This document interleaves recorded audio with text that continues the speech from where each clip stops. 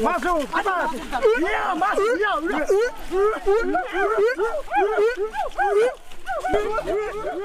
Kayu besi rawa sepanjang 17 meter ini disiapkan untuk membuat salib. Melihat panjangnya, timbul pertanyaan, siapakah yang akan disalib? Siapapun itu, pasti sesuatu yang lebih besar dari mereka. Tapi Frankie Woro, Casimilus Awe, dan warga suku Auyu di Papua Selatan ini tak akan melukai siapapun. Mereka memakai salib ini sebagai tanda perlawanan.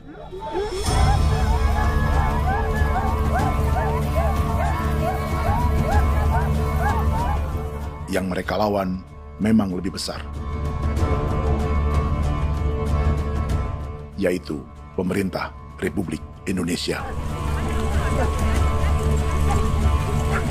Pemerintah sedang mengincar 2,5 juta hektar hutan orang Papua untuk proyek tanaman industri pangan dan energi.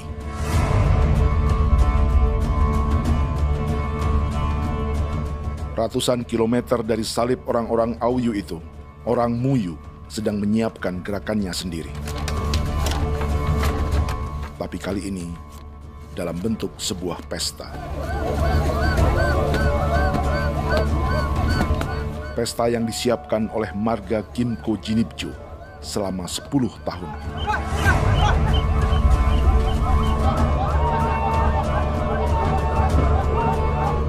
Sosok di marga ini adalah Willem Kimco, orang asli Papua yang tak punya kartu identitas kewarganegaraan manapun.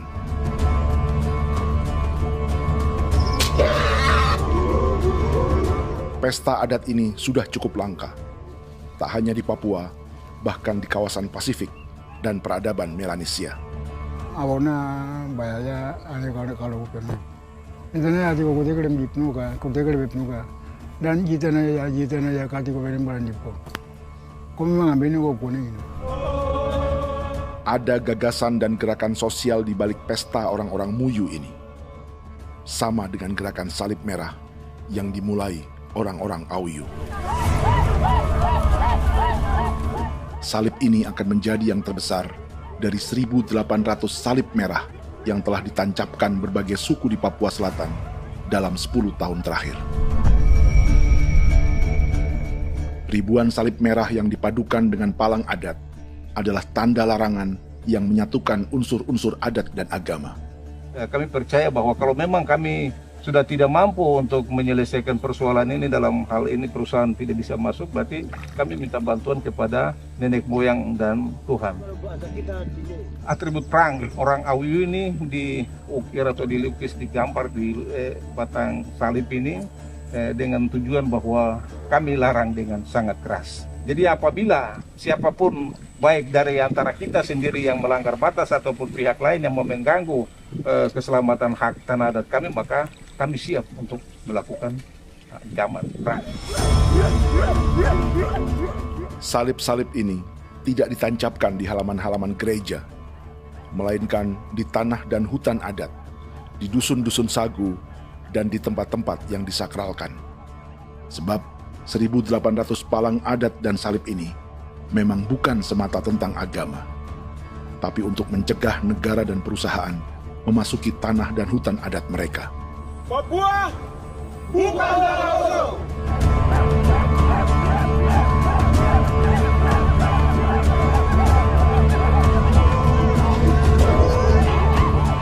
Di zaman TikTok ini, kami ingin menceritakan semua ini lewat film yang pendek.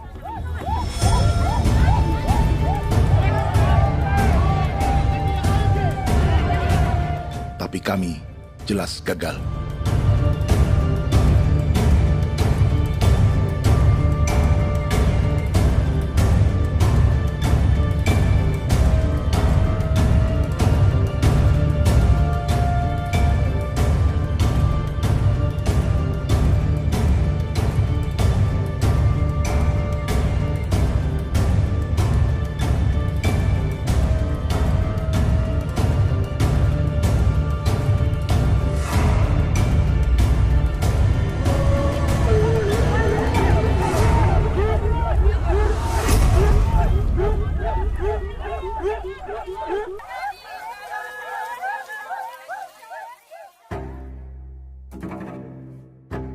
Di planet ini, ada 5 pemilik hutan hujan tropis terluas yang tersisa. Kongo di Afrika, Brazil, Peru, Bolivia, dan Indonesia.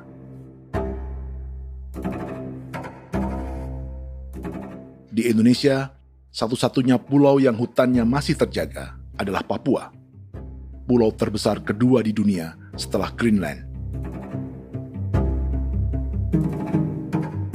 Lewat sejarah kolonialisme yang panjang, pulau ini kini dikuasai 2 negara. Bagian barat oleh Indonesia yang juga dikenal sebagai West Papua, dan bagian timur menjadi Papua Nugini. Dan tepat di perbatasan ini, di bagian Indonesia, sedang terjadi proyek pemusnahan hutan terbesar di dunia.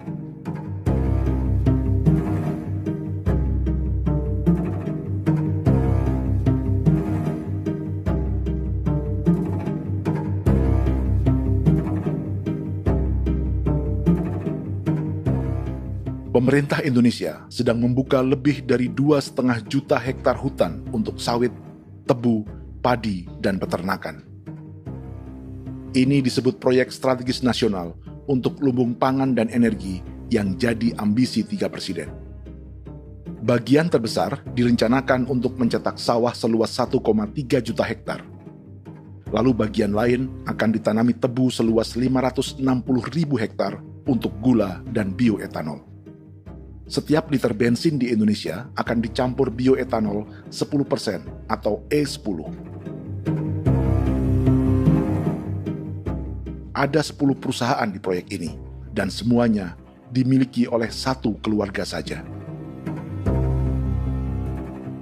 Berikutnya, ada areal sawit seluas 400.000 hektar untuk biodiesel.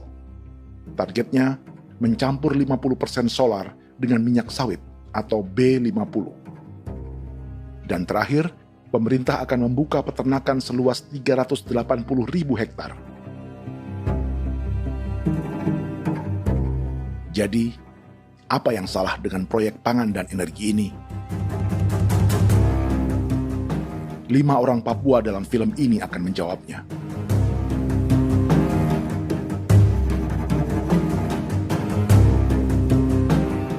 Yang pertama adalah Yasinta Moiwen dari suku Marin.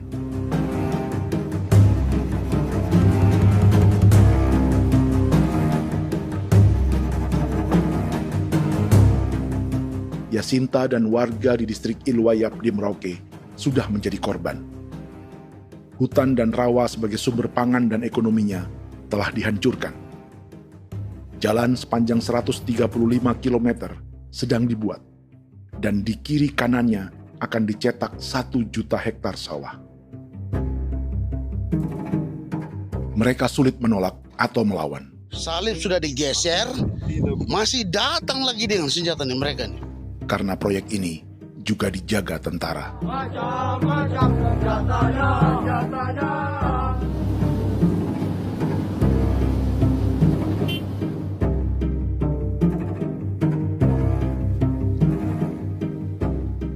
Yang kedua adalah Natalis Buer di distrik Tanah Miring, Merauke. Petani milenial ini merasa ditelantarkan. Sebab setelah hutannya diubah menjadi sawah, sebagian sawah-sawah ini tak tergarap. Orang asli Papua seperti Natalis tak punya modal untuk benih, pupuk, perawatan, hingga ongkos panen.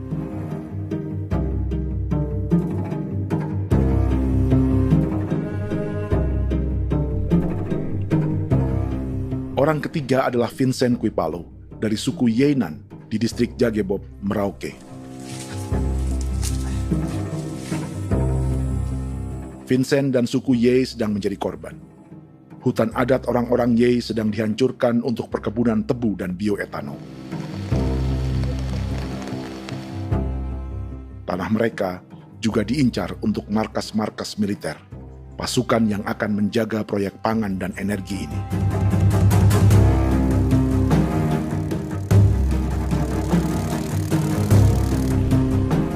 Yang keempat adalah Frankie Woro dari suku Auyu di distrik Fofi, Kabupaten Bovendigul. Hutan dan tanah mereka terancam perluasan perkebunan sawit untuk campuran biodiesel atau B50. Orang-orang dari suku Auyu ini adalah calon korban.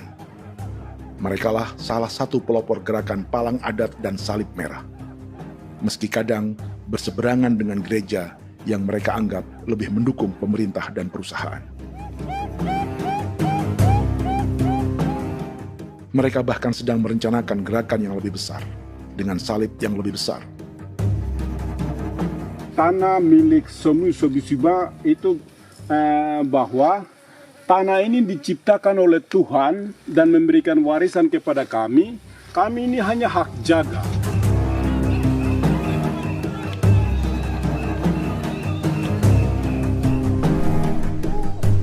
Sosok kelima adalah Willem Kimco dari suku Muyu di Bovendigul. Tokoh adat dari Muyu ini hidup di garis belakang proyek negara, sehingga belum menjadi korban. Tapi mereka sedang bersiap menghadapi segala kemungkinan. Tinggal di belantara dan perbatasan membuat sebagian mereka tak punya status kewarganegaraan. Tapi mereka telah hidup jauh sebelum ada Indonesia atau Papua Nugini.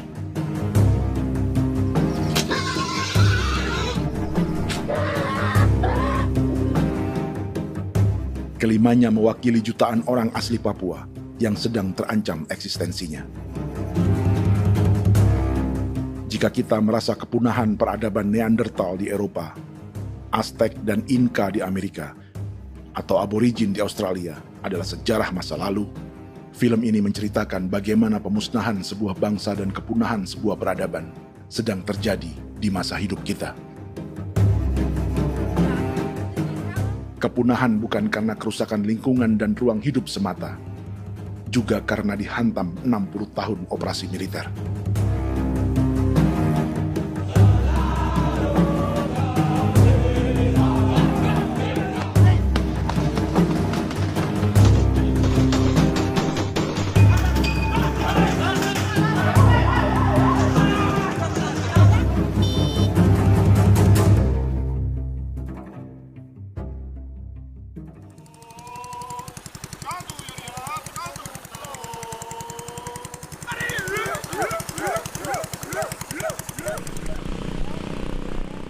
Frankie Woro dan orang-orang Auyu sedang berburu. Tapi lokasi perburuan mereka mulai dikuasai perusahaan perkebunan sawit.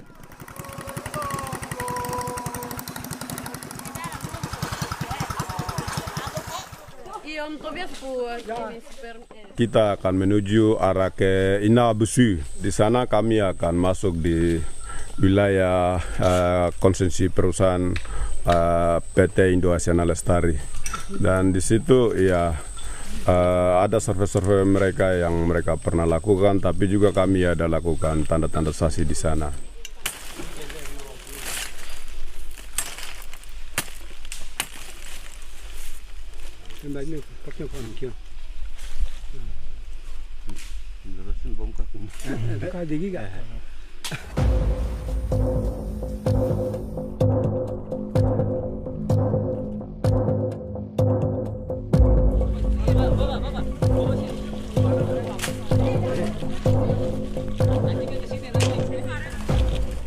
Dapat dengan yang induknya, tapi karena induknya dia lari dan terlambat kerja, akhirnya yang bisa kita dapat dia punya anak ini saja. Ini kalau pakai bahan kayak hasil.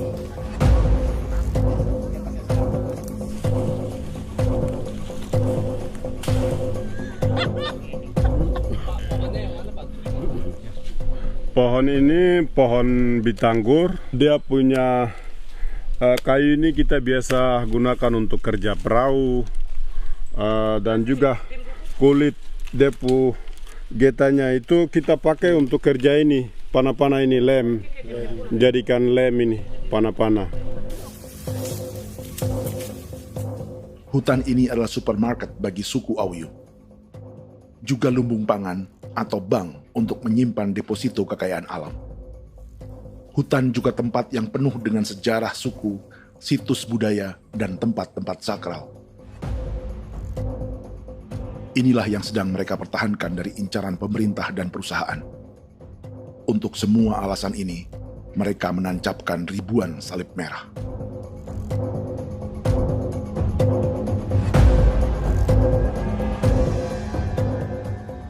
Tapi dari kampung, warga suku Auyu memberi kabar pada Frankie tentang intimidasi oleh aparat negara agar mereka melepas tanah ke perusahaan sawit dan berhenti memasang palang adat dan salib merah. Ada beberapa titik yang saya sudah siap, tetapi di sini emergensi dari saya, terutama di Kampung Sokangon, PT Damai Timber. Dia mengganggu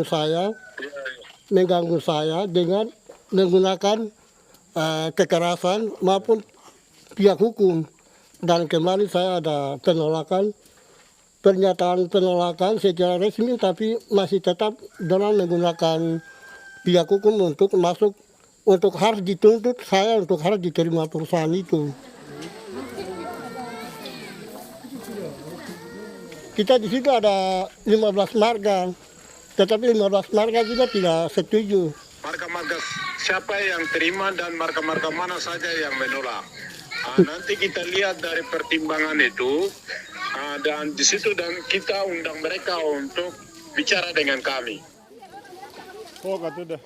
Sebagai sosok yang aktif dalam gerakan, warga Auyu terus memberi informasi lapangan kepada Frankie yang tak selalu berada di kampungnya. Izin pernyataan yang mereka paksa saya untuk tanda tangan itu, tapi sementara saya tidak tanda tangan. Data semua ada di tangan saya. Ya. Baik, kalau gitu itu lebih bagus karena tanda tangan itu yang berbahaya. Iya. Tanda tangan itu yang lebih berbahaya karena sekarang ini modern dan canggih, dan itu yang mereka biasa pakai untuk tipu muslihat. Mereka biasa pakai itu di tanda tangan itu. Betul. Dari Bambisa juga di Sofia dia masuk untuk memaksakan kami marga untuk harus menerima perusahaan itu. Tapi kemarin kami sudah menolak. Babinsa nama bosku. Babinsa di sini nama bosku. Itu yang sekarang strategi militer yang sekarang mereka pakai. Jadi yang penting masyarakat itu yang benar-benar mau menolak siap dukung ketua marga siapa yang nanti tampil.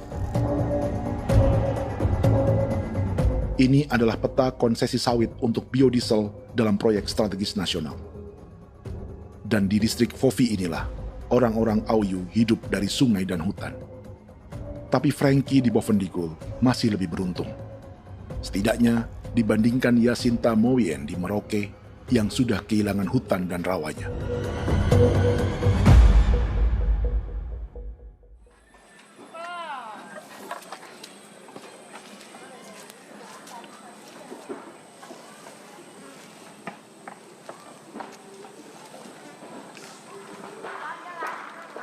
Yasinta dari suku Marin adalah petani sayur di Kampung Wanam, distrik Ilwayap, Merauke. Memanfaatkan lahan yang ada, ia berkebun dan menjual hasilnya ke pasar kampung.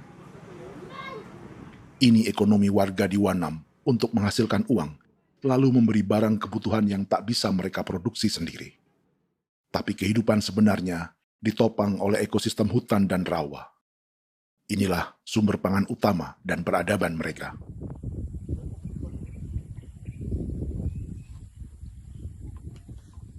Namun ketenangan ini diusik ketika tiba-tiba pada Mei 2024, di Pelabuhan Wanam datang ratusan alat berat untuk proyek pangan dan energi pemerintah.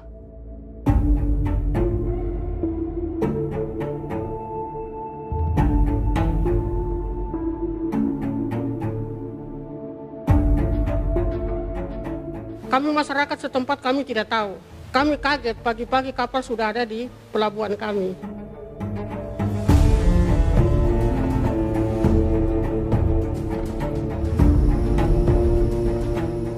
Yasinta Moywen atau Enrika Gebze dan warga lainnya tak pernah diajak bicara atau dimintai pendapat. Seakan-akan Papua adalah tanah kosong. Kita suka kaget yang dong bawa turun alat berat dong bawa turun, kita kaget masyarakat. Dorang subongkar itu kayu-kayu.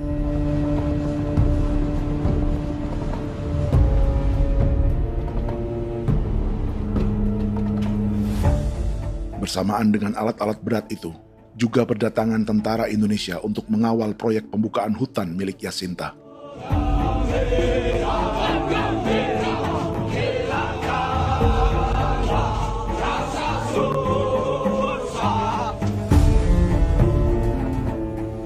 Ribu alat berat didatangkan dari Cina ke Papua oleh perusahaan bernama John Lin Group sebagai kontraktor pemerintah. Ini disebut sebagai pesanan eskavator terbesar di dunia dengan nilai 4 triliun rupiah.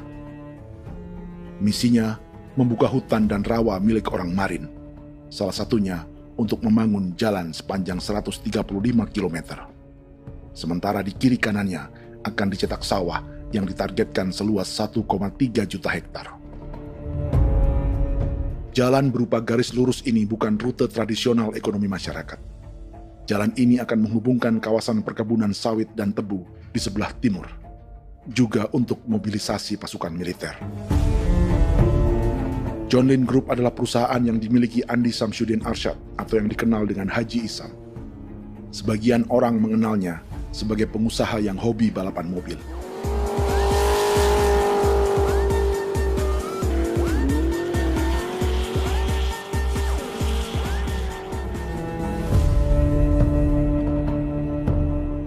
Tapi di Kalimantan, ia berbisnis batu bara, perkebunan sawit, pengolahan karet, penerbangan, perkapalan, dan biodiesel. John Lin Group kini juga menjadi pemilik perkebunan tebu dan pabrik gula terbesar di Indonesia. Sayapnya melebar dari Kalimantan hingga ke Bombana, Sulawesi Tenggara. Perkebunan tebu, pabrik gula, dan industri bioetanol inilah yang juga sedang dikembangkan di Papua. Foto ini adalah momen ketika Isam bersama kerabatnya, Menteri Pertanian Amran Sulaiman dan Menteri Pertahanan Syafri Samsudin meluncurkan program biodiesel atau B50 di Kalimantan Selatan. B50 artinya setiap 1 liter solar, 50%-nya akan dicampur minyak sawit.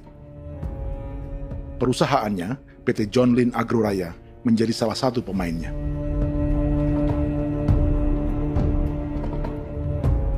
Sepanjang tahun 2025, saham PT John Lin Agroraya pernah naik hingga 700%.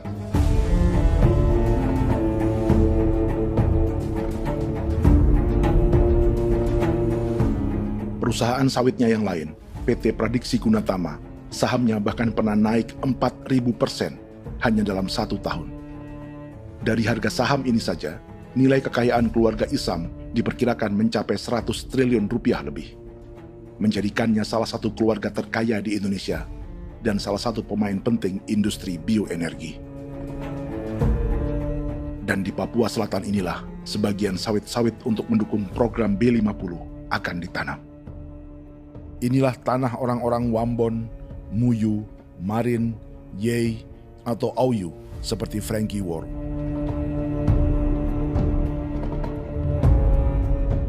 Haji Isam pernah menjadi tim kampanye nasional Presiden Joko Widodo dalam pemilu 2019 saat melawan Prabowo.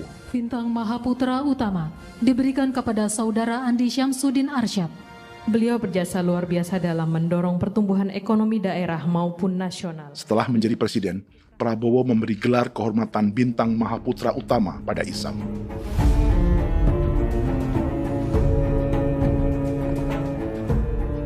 Sejumlah menteri Prabowo, juga kerabat dan orang-orang yang pernah bekerja di perusahaan Isam.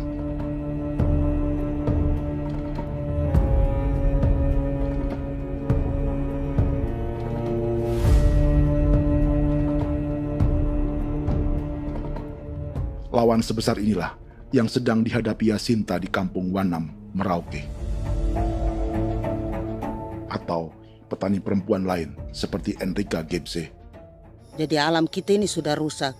Jadi kita itu biasa jalan dari sini tuh harus pasang jerat di situ, harus cari makan di situ lagi. Itu tempat-tempat itu pasang-pasang jerat, tempat babi, rusa, sekarang sudah tidak ada lagi.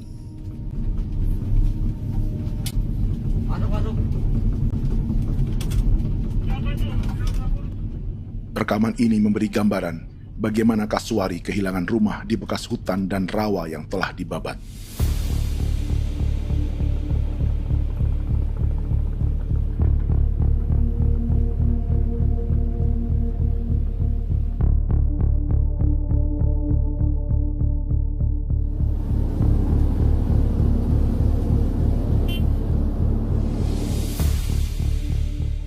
Keterlibatan tentara dalam proyek pangan dan energi di Papua memakai dalih bahwa ancaman terhadap negara kini tak hanya perang secara militer,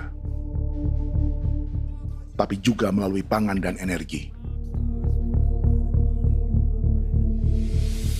Kementerian Pertahanan pun terlibat karena proyek ini dianggap operasi militer selain perang.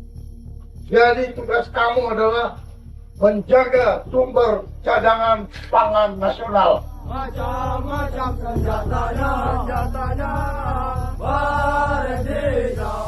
Proyek ini menambah panjang alasan mempertahankan kehadiran tentara di Papua dalam 60 tahun terakhir. Saat ini, jumlah tentara Indonesia di Papua mencapai 56.000 personel, atau ada 1 tentara untuk setiap 100 orang Papua. Bandingkan dengan rata-rata nasional, di mana hanya ada 1 tentara untuk 696 penduduk Indonesia. Itu belum termasuk polisi. Artinya, 1 orang Papua dijaga lebih banyak senjata dari rata-rata penduduk Indonesia. Tanah dan hutan diambil secara sepihak untuk kepentingan pembangunan batalion dan bandar antariksa. Ini bentuk perampasan masyarakat. Penolakan kehadiran markas-markas militer terjadi di sejumlah tempat di Papua. Tak hanya karena trauma dan ketakutan, juga karena mengambil tanah-tanah adat.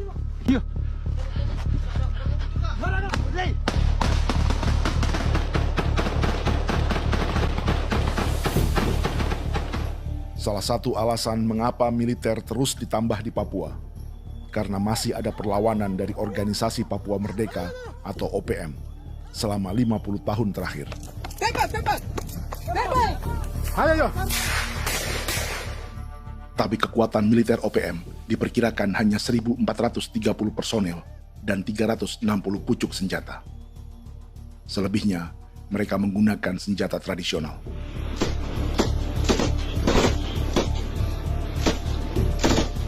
Dengan demikian, kekuatan tentara dan polisi di Papua 58 kali lebih besar dari gerilyawan Organisasi Papua Merdeka.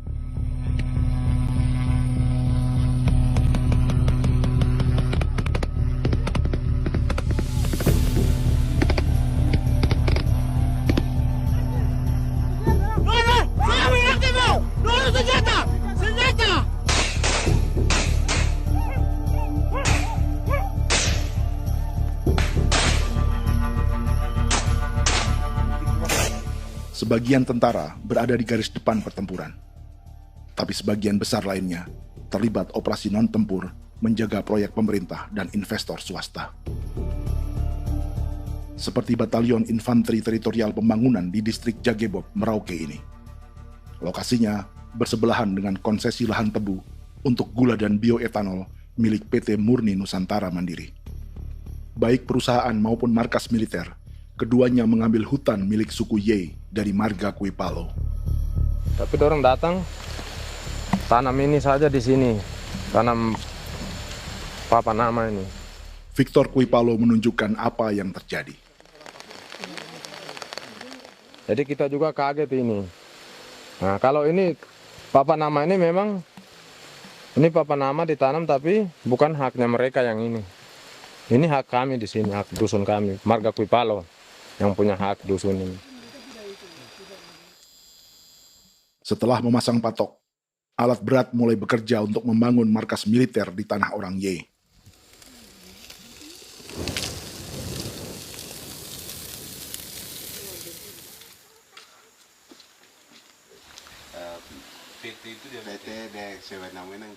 Kehadiran markas militer mengkhawatirkan warga yang pernah mengalami trauma. Takut kenapa? Kalau macam yang awal macam sekarang bu kampung hidup ini kan aman. Terus kenapa harus didirikan korem di sini? Bukankah dengan adanya Korem semakin aman ada tentara di sini? Kalau untuk kampung kayaknya tidak bisa aman kalau ada tentara, paling masyarakat dipukul itu ini. Kalau kampung hidup begini malah saya sejahtera dan saya punya masyarakat. Apa pernah ada pengalaman buruk sebelumnya dengan tentara di daerah sini? Ada yang cerita waktu pos-pos di sini tuh di 13, 12 itu zaman katanya Patimura. Memang kasihan.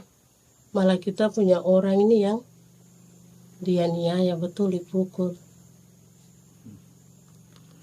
Disuruh kerja bakti tidak mau atau lama mencari, namanya kita pangkur sagu itu butuh waktu 1 minggu. Kalau lama begitu ya paling diseret apa pukul itu. Operasi militer Indonesia di Papua dimulai tahun 1962 lewat Operasi Trikora. Tapi perlawanan bersenjata pertama di Papua baru dilakukan tahun 1965 di Manokwari. Nanti tanggal 1 Mei jam 12.30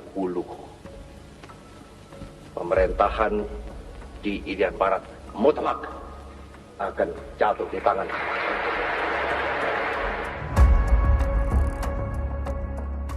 Sejak itu, selama 60 tahun, operasi militer untuk menaklukkan Papua terus dilakukan. Salah satu operasi militer paling berdarah adalah Operasi Wibawa untuk memenangkan Indonesia dalam jajak pendapat tahun 1969. 643 orang tewas di Paniai. Lalu disusul 4.146 korban tewas antara tahun 1977 hingga 1978.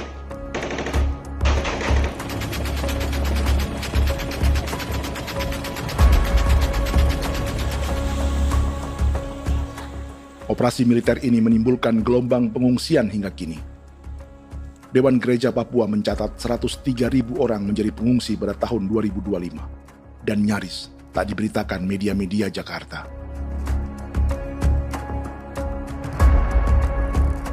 Jumlah pengungsi terbesar tercatat di Nduga yang mencapai 20.000 jiwa. Banyak di antaranya yang sedang hamil, seperti Jubiana, salah satu pengungsi Nduga. Jadi ini tagarik mesti kagi be muguruk berselari di namen wane gosel. Bigari me. Egirik menene an nimbo misle berselar nene. Wam darik lek prak de oi kore bangal no so ndak lo yo nandam yanet ndang no yat de nanen di ko nerwa membri wal marwa. Egirik menene wa tri bel no semana. O ngal siya kaya berkumpit nyak masalah orena me wo suluk ri namen wani ko semane kuman nak wani ndemo ko ndak misri namen bre ko lo ko nak no semane ne be minute waru ra kana bi ni dige war be mino pragit de laina bulan Maret April yana mana kantan barak na lire na bam ne. Jubiana lalu menamai anaknya pengungsi Kogoya. Selain Jubiana, juga ada Emma dari Maibrat yang melahirkan di hutan. Sampai di kampung gini, katanya bilang ada tentara yang bangun jembatan. Nah, capek itu juga pun masih tahan. Kembali lagi ke hutan lagi. Seperti itu sampai sejatuh di tengah jalan. Orang sampai banting di kayu semuanya. Berasa sakit begitu. Melengkapnya tuh Domika Serli, pengungsi Wako. Masyarakat sipil dari kampung Aitrem sementara mengungsi karena kampungnya sementara dikuasai oleh TNI Polri. Seratusan ribu pengungsi di Papua saat ini jauh melampaui jumlah yang mengungsi ke Papua Nugini tahun 1984, yaitu 10.000 orang karena menghindari operasi militer.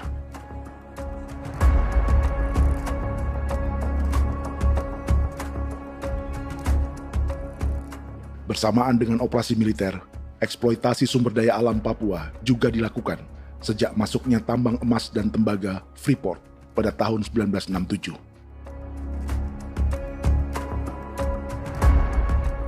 Disusul perkebunan sawit awal tahun 1980-an. Lalu ada perburuan buaya untuk diambil kulitnya. Sebelumnya, ada eksploitasi gas alam di Teluk Bintuni, pencarian besar-besaran kayu gaharu, atau pembukaan hutan tanaman industri. Ini belum termasuk perburuan dan perdagangan ikan arwana di selatan Papua, penebangan kayu merbau dari hutan-hutan Jayapura, emas di Blok Wabu Intan Jaya, bahkan nikel di pulau-pulau kecil Raja Ampat. Dan kini, dalam skala yang belum pernah terjadi dalam sejarah, Papua dipaksa mencetak sawah, tebu untuk bioetanol, dan sawit untuk biodiesel.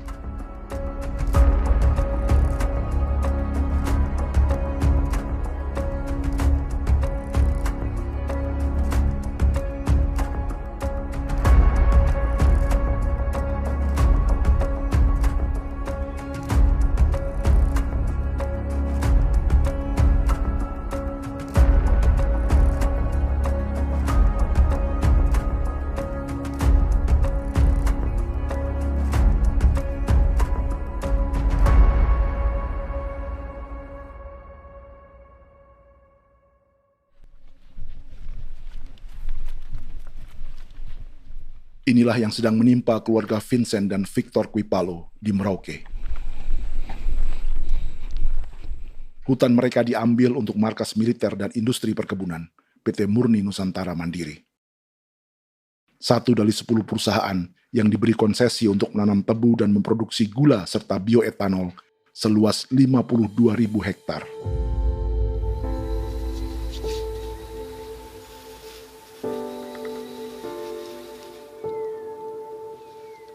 Perusahaan ini dianggap mengambil hutan dan tanah orang-orang Ye, terutama marga Kuipalo, yang memiliki hak adat terhadap 2.300 hektar hutan.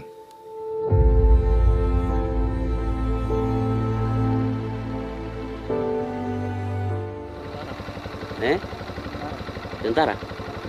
Tentara. Oh iya, tentara.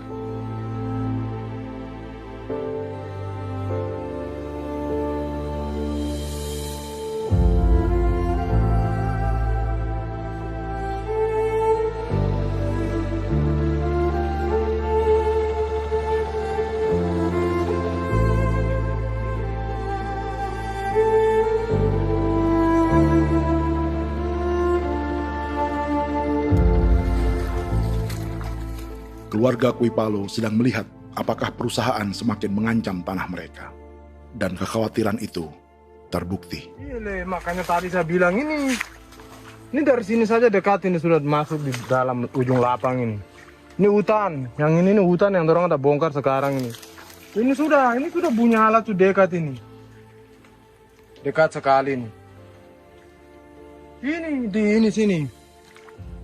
Nacau, kelapa itu yang jalan lama, jalan setapak ini.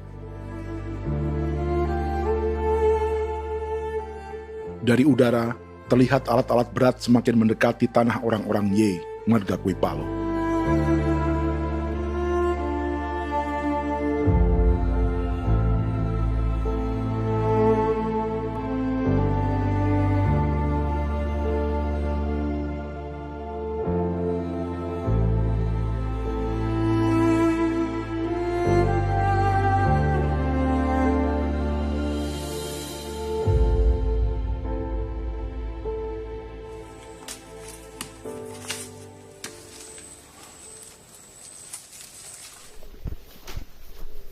Keesokan harinya, Victor dan kerabatnya memberi tanda cat merah di pohon-pohon yang berada di batas tanah mereka.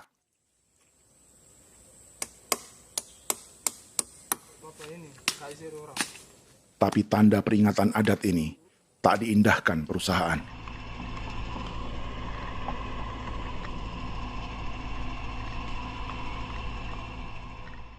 Dua bulan kemudian, perusahaan tetap memasuki tanah marga Kuipalo. Sama. Kami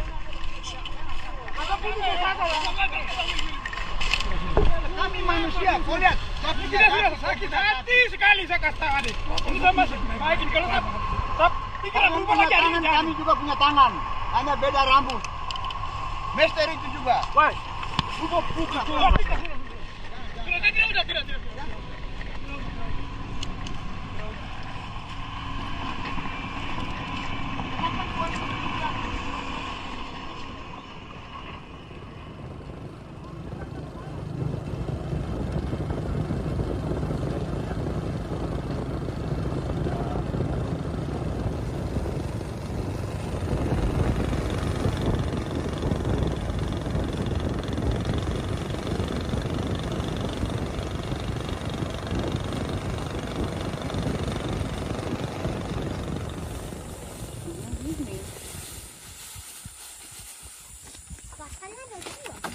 masuk sini.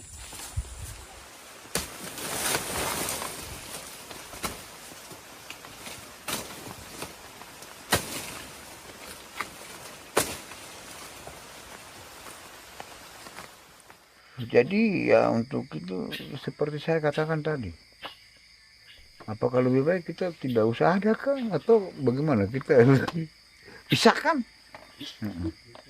pisahkan dari negara ini kan, jangankan tuh.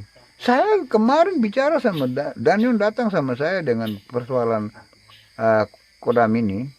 Saya bilang Pak Daniel, kalau lebih baik saya ngungsi ke Papua Nugini. Dia bilang, aduh Bapak jangan begitu. Ya memang, kalau tidak bisa menghargai kami, lebih baik pilihan yang itu yang saya memilih. Lebih baik saya pindah dari sini. Saya mengungsi ke Papua Nugini, di negara tetangga. Masih di laut. Apa?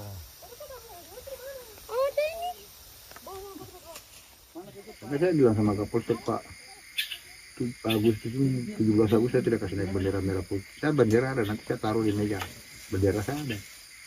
Karena saya punya pikiran percuma kita ini merasa bahwa kita hidup di bawah naungan merah putih. Ternyata merah putih tidak lindungi kami. Tidak anggap kami sebagai kami rakyatnya. Dia lambang negara. Dan kami menghargai lambang negara itu. Ternyata lambang negara ini, kita bernaung di bawah lambang negara ini, kita tidak dilindungi. Hak kita tidak dihargai.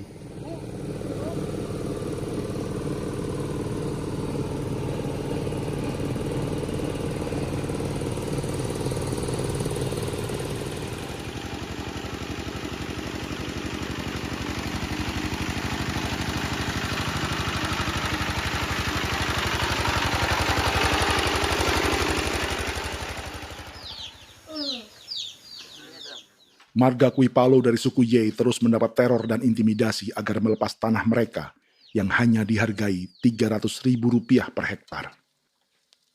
Tapi mereka tidak berjualan tanah. Makanya mama itu tidak suka untuk lepas tanah. Untuk apa? Baru di dalam hutan itu ada obat-obat tradisi.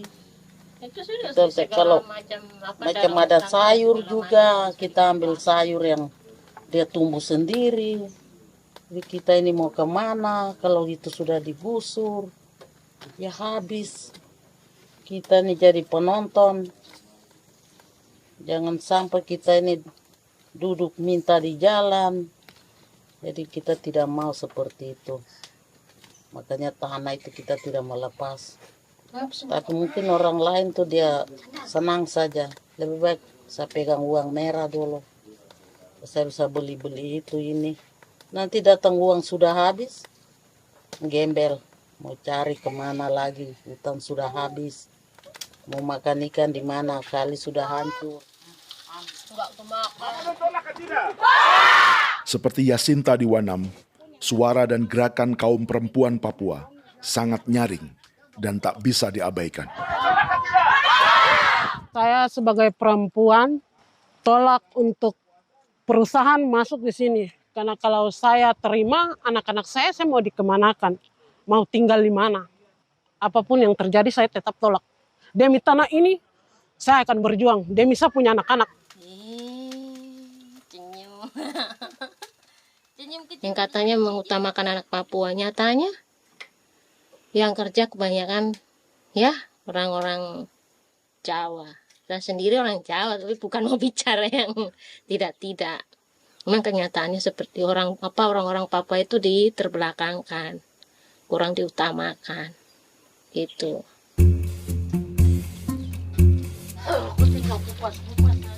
Proyek food estate seperti mencetak sawah, bukannya tak diikuti warga Papua.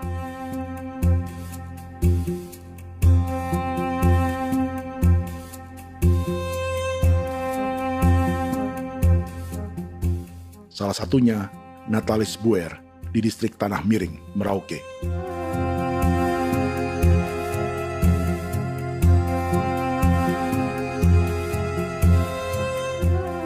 Setelah menghabisi hutan, pemerintah Indonesia mencetak sawah untuk tanaman padi karena beras mulai menjadi makanan pokok menggantikan sagu.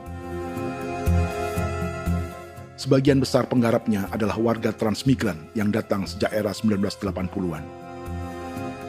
Bahkan petani transmigran sudah ada sejak Belanda membuka proyek padi kumbe di distrik Kurik.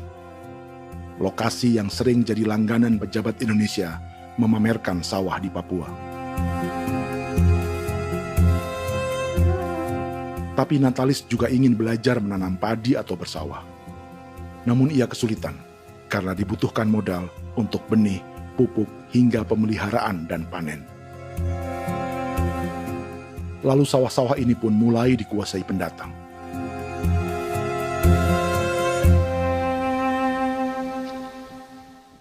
Tapi sejauh ini di kampung kami ini yang saya lihat memang ada kelompok kami punya di sini yang sudah tergabung dalam Gapoktan, kemudian masuk dalam optimalisasi lahan. Tapi baru saya anak asli yang punya lahan di sini. Mereka tidak punya. Pemerintah dalam hal ini adalah Kementerian Pertanian bersama-sama Kementerian Pertahanan yang dalam hal ini pada garis di bawahnya adalah TNI Angkatan Darat, memberikan support yang maksimal kepada masyarakat khususnya di Merauke dalam rangka. Saya kemarin habis 9 juta. 9 juta ya? Iya, 9 juta karena dia sudah tidak dipakai toh. Ya. Perempuan Papua seperti Filomina juga mau bertani. Pemerintah memberi bantuan Rp900.000 per hektar lewat program optimalisasi lahan atau OPLAH. Tapi dibanding biaya produksi dan harga jual gabah, Filomina mengaku berkali-kali rugi dan kini memutuskan tak lagi menggarap sawahnya. Terus kita harus cari uang untuk kombe. Betul. Karung kita beli. Karung beri sendiri lagi. Tenda kita beli. Ini dari yang offline ini don tidak siapkan. Tidak ada. Tidak ada ya, jadi mama don sendiri. Itu yang saya udah bilang, 900.000. Itu modal untuk kerja sawah ini. Mulai dari kerja sampai nanti panen. Panen. Wih, ngeri sekali. Iya, lucu toh? Tidak dapat itu. Betul, Mam. Kalau disuruh tanam ubi berhektar-hektar, mari datang. Kita tahu cara rawatnya bagaimana, iya. Tanamnya bagaimana, tanam model bagaimana supaya hasilnya model begitu. Kita tahu. Kalau yang ini kan kita baru belajar. Sebagian hutan milik warga Senayu di Merauke sudah dibuka untuk sawah dan kebun tebu oleh PT Global Papua Abadi. Proyek pertanian ini dikerjakan oleh Kodim Merauke. Mereka melepas sebagian tanah karena ingin belajar bertani. Saya punya nenek moyang tidak ajar saya tanam padi. Tapi saya mau berubah. Generasi saya yang berikut ini besok lusa tidak bisa makan pisang, sagu. Namun program optimalisasi lahan yang dijanjikan dengan berbagai bantuan tak dirasakan Filomina. Obat rumput beli, obat padi beli, jonder kita bayar, bahkan bibit masih kurang, cari bibit lagi beli. Jadi saya memang kalau program pemerintah saya sama sekali saya tidak suka. Baku tipu saya.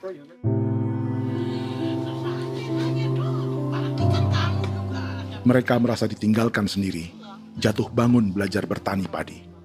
Sementara sumber pangan dan air yang semula mudah didapat, kini telah berganti sawah dan kebun tebu. Dulu kita masih bisa jalan, nanti masak di kali, pakai air kali. Minum pakai air kali. Sekarang, kok mau masak? Tidak ada air. Air sudah susu, mau minum tidak bisa. Sudah dengan obat. Drone semprot tebu itu saja drone. Drone yang semprot. Saya lihat di itu.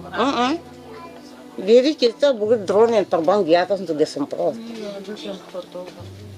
Dong lempar pupuk di bawah ya dia mengalir ke kali. Mengalir ke kali, ke rawa-rawa.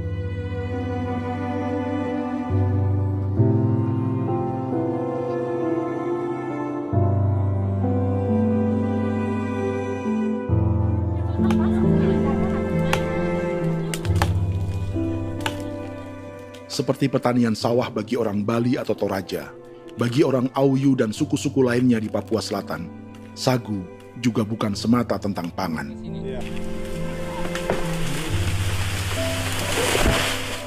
Bagi orang Auyu dan Marin, sagu adalah kerabat, sosok orang tua, sosok nenek moyang yang harus dijaga dan dilindungi. Lagi bikin apa mama ini mama? Pakai toko itu sagu.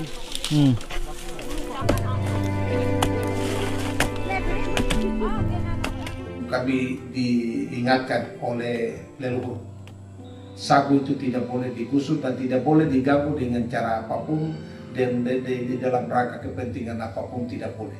Kamu harus bela, bahkan sampai nyawa pun harus jadi taruhan demi membela keselamatan pemberangan sagu di atas tanah ini.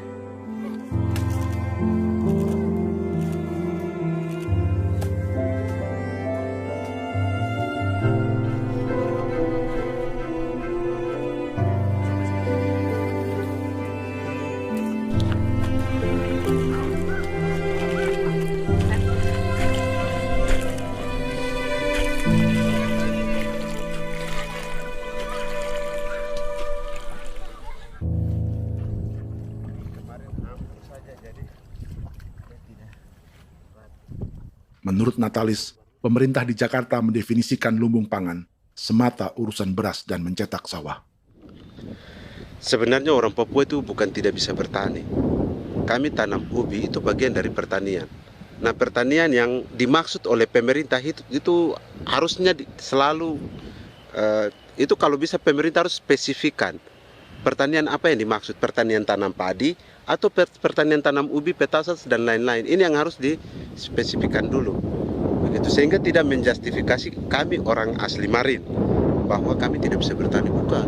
Kami buka kebun besar-besar di sana, bahkan bermeter-meter, ratus-ratus meter pakai sekop, bukan pakai ekskavator, tapi ini pakai skop. Itu pertanian, begitu. Bagi Natalis, alih-alih memaksimalkan sawah-sawah yang sudah ada untuk petani Papua,